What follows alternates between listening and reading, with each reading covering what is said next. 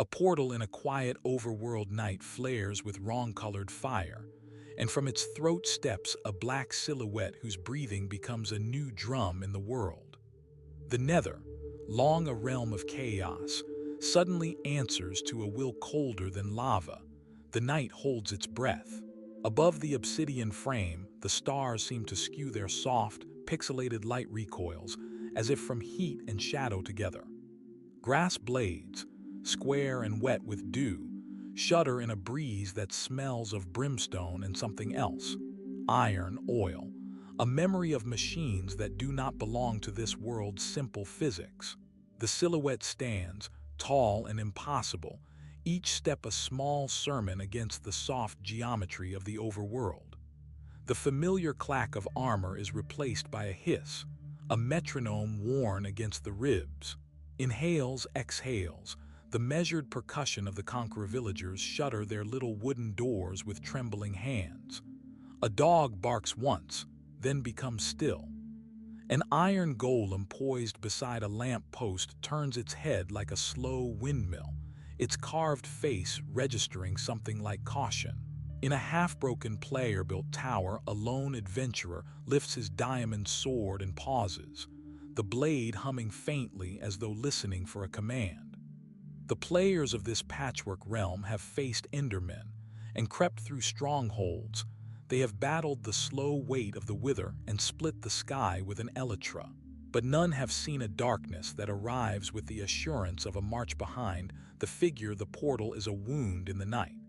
Its light not blue, but a bruised violet that seems to swallow the stars.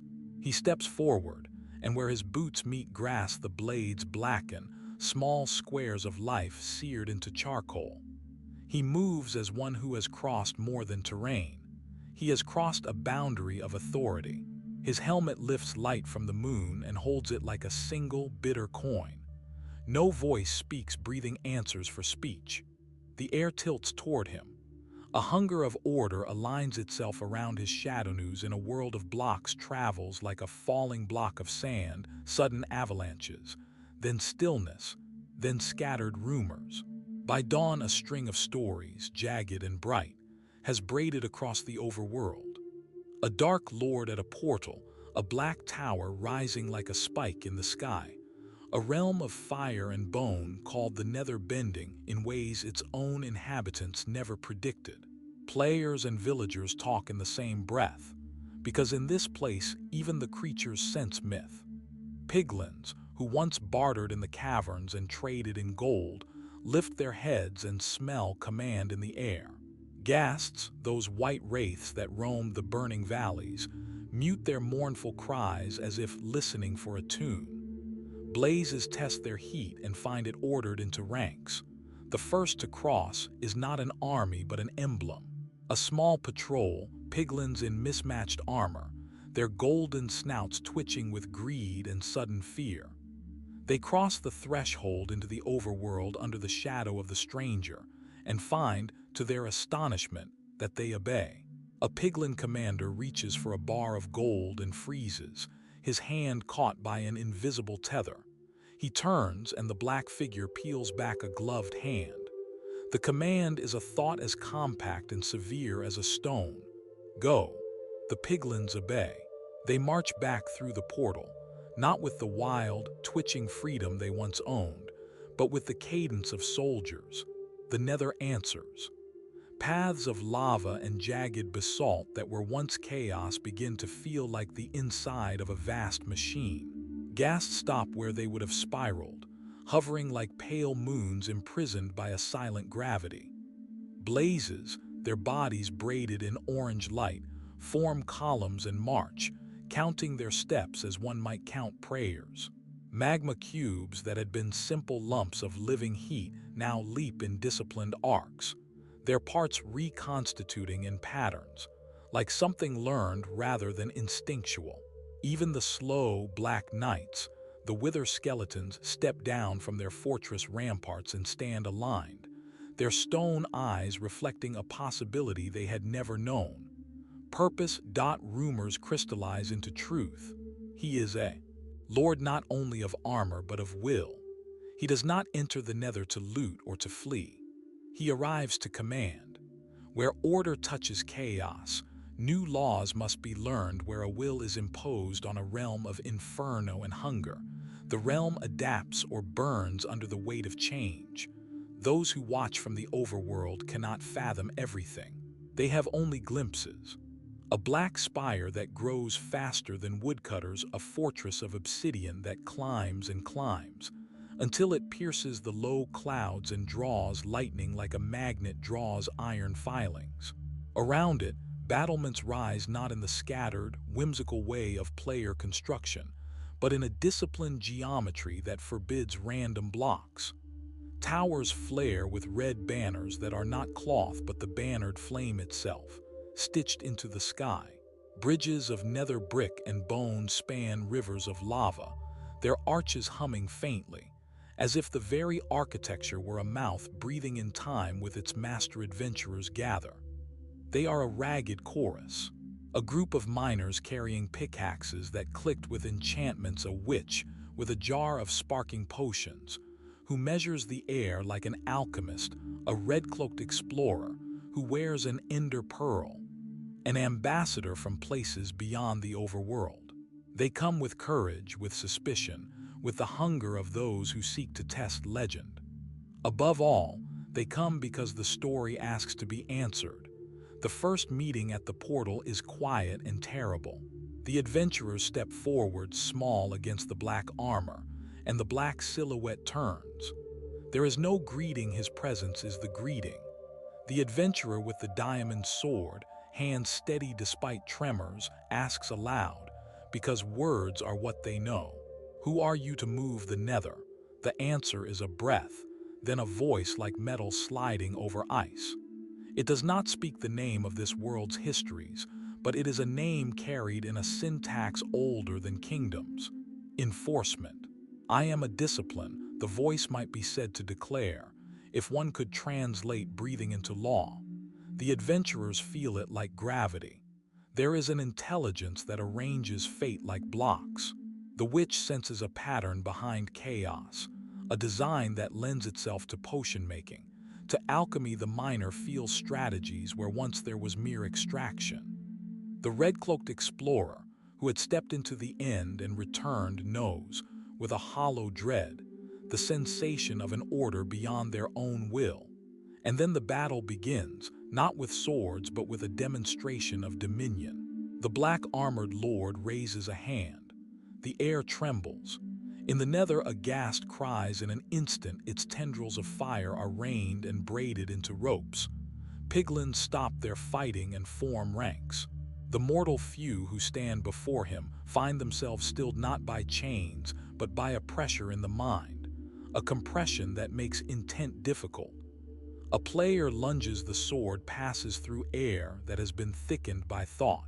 The blow does not touch the Lord. Instead, the world moves, as if a third hand has rearranged segments of script. One by one, those who dared to oppose find themselves seated upon blocks of cooled lava, not hurt but humbled, as if the world itself had decided to teach restraint. He does not break them. He studies them with a patience that reads as calculation. A childlike cruelty would crush. His method is to convert. He rearranges motives like a craftsman laying brick. The piglins are redirected from pillagers into engineers. Under his gaze, fortified forges rise where smoldering ruins stood. They invent devices that use redstone in ways no piglin had imagined. Traps become gates, hearths become engines. Entire districts of the Nether are repurposed into the function of war and industry. Fields of soul sand are turned into training grounds where mobs practice formations, where ghasts learn trajectories, where blazes perfect the angle of their flameward returns across the blocky sky. The Nether is being recharted. The chaos that once gave the realm its aesthetic, its randomness, its wild cruelty is being grafted into a system. There are grumblings, of course. Some ancient things do not bend. An elder piglin, gold teeth like sunspots, refuses the new order. He attacks and finds that the laws have become weapons and invisible pull, sends him sliding into a pit where he meets a new kind of furnace, one that does not burn but refines. That piglin becomes not dead but melted into gold and order, his greed turned into currency for the new state.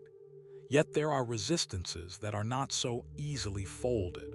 Endermen move like shadows with their own complaints they resent being herded. The wither skulls, snarling shadows spawned from bones and grief, bide their time. In the chasms, a new cult forms among those who worship chaos. They call him a tyrant. They whisper to the primals. They gather obsidian beneath the roots of the world and chant in shapes that twist the air. The Black Lord answers not wholly through force, but through architecture of fear and necessity. He constructs a citadel, a black star of obsidian and iron, and within it, strange devices glimmer.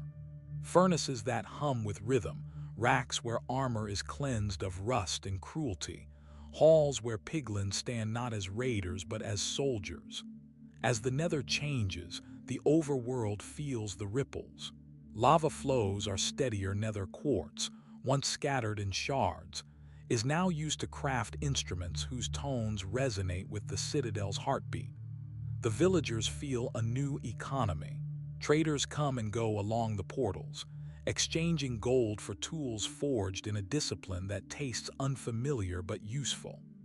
The adventurers find that the balance of power in their world has shifted. The end, once the greatest danger, watches with wary disinterest, while the black spire grows like a dark sun rising in the south. Among the adventurers, fissures form. Some see opportunity. An arrangement beneath order yields commerce, stable trade routes across previously broken land. The red-cloaked explorer argues softly that to control a realm is to protect it from endless war. Others see slavery masquerading as stability. The diamond sword fighter, who has always fought for freedom as much as for treasure, vows resistance. He gathers a small band. A witch who still distrusts the new potions, a miner whose family was reshaped into laborers for the citadel, and an ender-touched rogue whose eyes reflect a hardness won from peering too long into voids. Their plan is foolish and heroic. They will enter the Nether and find the heart of this new order. They will walk the paths of lava steered into canals and seek out the citadel's center.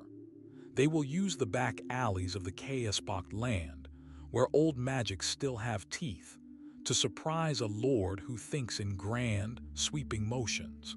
But even as they slip through cracks in the newly paved streets, they feel the atmosphere thickening. Subtle wards woven into the nether brick like a musician setting a metronome. Traps are not only iron and redstone, they are certainties that the mind can feel before it acts. The first skirmishes are small as pebbles, then avalanche into larger clashes. The adventurers attempt sabotage. A furnace sabotaged with a brittle stone, a bridge collapsed after a ghast is coaxed to rage and shoot at it. Piglins retaliate with focused strategy. The black-armored lord does not appear in person for these skirmishes. His presence is the architecture, the command lines of mobs.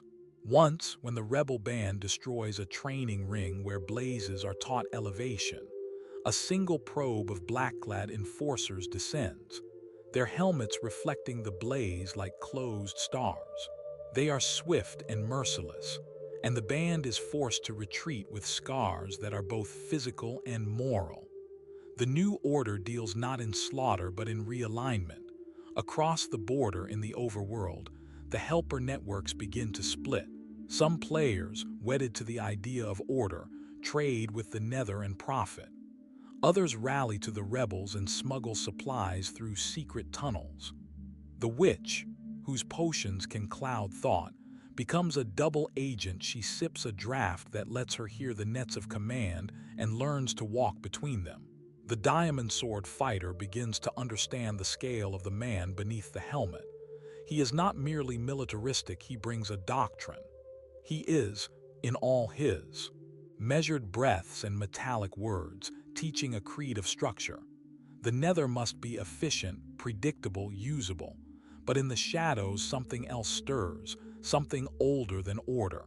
The Ender rogue, who had once faced the Black Beyond and lived, senses a pattern that threatens to consume more than the Nether. He will not stop there. The rogue whispers in the dead hush of a ruined bastion, rubbing a knuckle against a scabbed wound. A will that organizes the fires will look next to the sky's dot. It is a prophecy that tastes like iron and salt. The idea spreads like a net, first clumsy, then taut. A discipline that bends chaos will next bend the free. The fact makes an animal noise deep in the chests of many. Anger. The diamond sword fighter nods, his jaw set. He has never wished to be a king, but he has never desired a world tamed by black silence. His friends look to him, relying less on strategy than on the deep truth of a blade swung for more than profit. So the story turns toward a climax that neither side can entirely forecast. The Black Citadel is a fortress of reasons, the rebels are a mess of motives. The Nether itself watches, a living geography whose stones remember salt. The Lord in black breathes, and every exhale is a summons for more order. He knows the art of engineering will bend a realm into a disciplined engine. But he also begins to learn, in the small, human ways of a place made of creatures, that some things cannot be measured into line and box. The unquantifiable hunger of a piglin, the way an Enderman turns away rather than comply, the stubborn laugh of a player losing more than gold but also hope. On a night when lava glows like a second, lower sun, the adventurers assemble beneath a ruined archway. Their plan is less of an attack than a plea dressed in violence. To undo the Citadel's central heart, a furnace-red engine that sings the order into the land. If they can shatter that machine, the force that binds the mobs will fray. If they fail, the Nether will be reforged into a disciplined dominion that reaches, block by block, toward the overworld. They step forward, and the Citadel hears. The night rises. The world waits as if a hand poised to flip a chessboard, and within the Citadel, behind walls that hum with purpose, the black-limbed lord removes his helmet in private. The hiss of his breathing is a quieter metronome. He contemplates the map of his acquired domain, lit by the glow of furnaces and the dull, patient light of quartz instruments. He considers the nature of order, of law. He thinks about the weight of bringing a realm into line. For a moment, a human moment, if that term can apply to a thing in such armor. His thoughts stray to the overworld's small gardens and the tender, stubborn ways of those who plant seeds and sing as their crops rise. He recognizes in them a force not unlike the very chaos he seeks to bend. A patient unpredictability that refuses to be wholly owned. His hand, gloved and iron-cold, closes around a small object on his table, a cube of obsidian, carved with runes he has come to understand as the Nether's grammar. The cube hums faintly to his touch, as if the world itself were a bell. He lifts it, and for the first time since he stepped through the portal, a breath of something like curiosity escapes along with his mechanical exhalation. Outside, beyond the Citadel's black heart, the adventurers find their paths thickening with traps and enchantments. Their courage is a torch, their hope is a map with missing corners. The story moves like a tide, its rhythm pulled by breath and block, by lava and sword. The fate of the Nether, and perhaps of the overworld itself, hangs between the slow, inevitable march of a disciplined will and the messy, stubborn resistance of a world that was never meant to be tamed. The black silhouette listens. The Nether listens back. The adventurers charge, and the first clash turns the night into a hymn of fire and steel.